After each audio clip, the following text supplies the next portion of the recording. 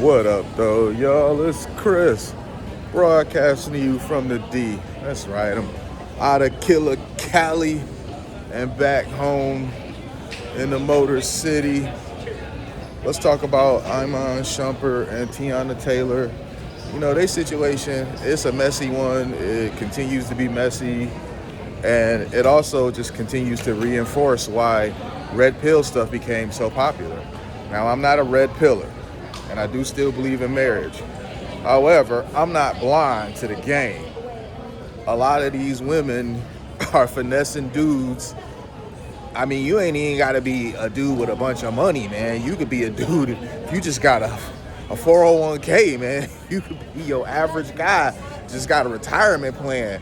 And some chick that had been in the streets used to getting nothing is trying to finesse you out of that. So, you know, they got divorced. It was very bitter. He ended up having to cough up some money. He ended up having to give up some properties, give up some vehicles. The usual thing that happens to men when they end up in family court. Men end up in family court. 90% of the rulings are in favor of the woman. The man oftentimes is taken to the cleaners. Men see this, and it makes them very hesitant about getting married, and I can't say I blame them. And then in many cases, you got Iman Shumpert's situation where you being told keep your mouth shut. You gotta just hold this L. You gotta pay out a 7-figure thing. You gotta pay out child support, which you should take care of your kids. But some of these child support rulings, they be out of pocket, man. They be wanting like 10, 15, 20,000 a month for kids. And I'm sorry, unless they eating jewelry, it shouldn't be taking that much to feed and clothe them every month. It just is what it is. Y'all could be like, oh, well, rich people spend more. No, you're wrong. Rich people don't spend more. Jet setters spend more, and that's oftentimes how they end up broke when it's all said and done. But when you Iman Shumpert, you end up in a situation where you had to give up a ton of assets to your ex. You got to continue to pay your ex after the fact. And now some new dude is banging her on the satin sheets that you paid for. It's a terrible situation to find yourself in. Yet men find themselves in it over and over and over and over and over. And as I said, you got to hold that L in private, because you lose all of this stuff and you got to just shut up. You gag. However, in many cases, the woman who also is told to keep her mouth shut about it doesn't. They decide to go to the court of public opinion and bash you on social media. And if she's on social media bashing you, it's cool. Girl, I'm so sorry you had to do this, going on there for likes, attention, validation, all that sort of stuff. If you go on there even defending yourself, you don't even have to be bashing her.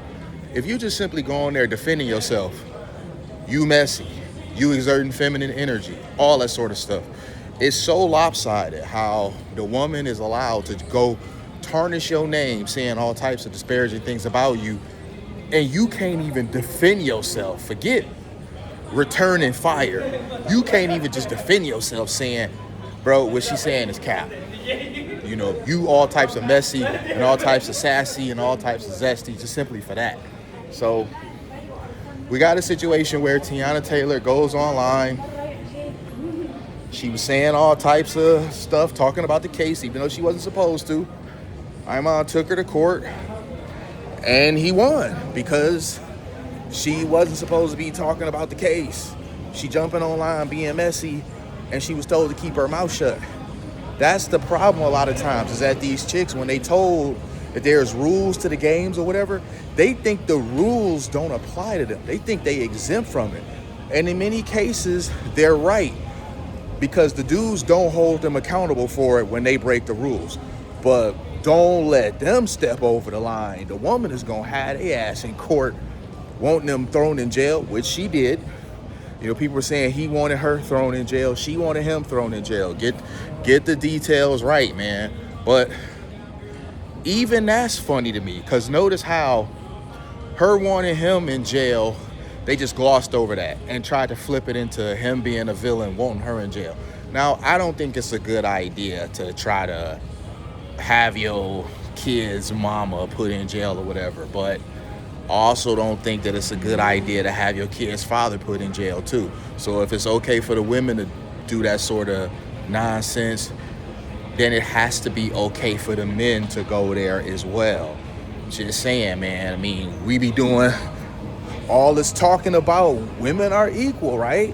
You're our equal, you're our peers. Anything you can do, we can do, all that sort of stuff.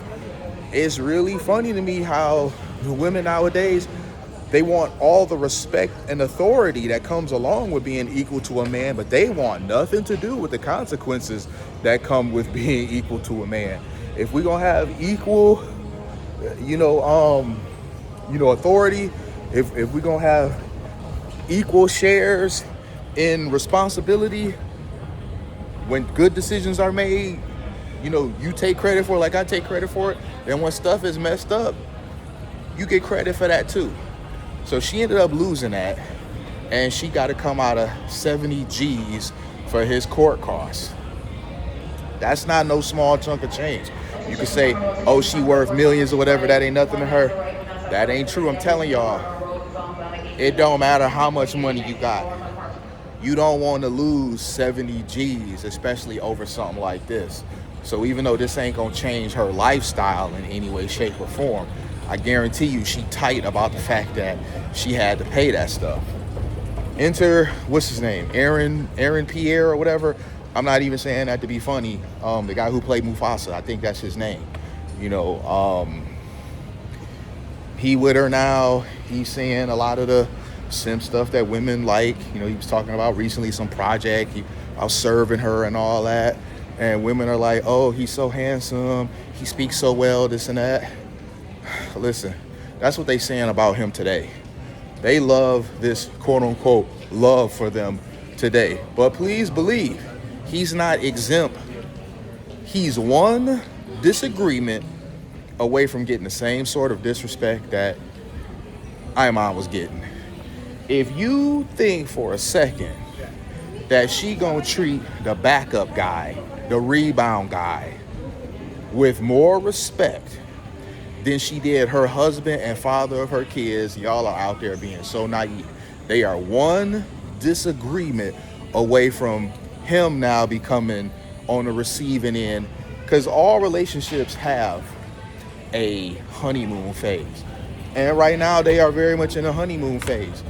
And I don't think it's going to be anything more than a honeymoon phase. I don't think it's going to last long term, because I don't know this woman, but you can just tell her energy, her demeanor, very masculine, very aggressive.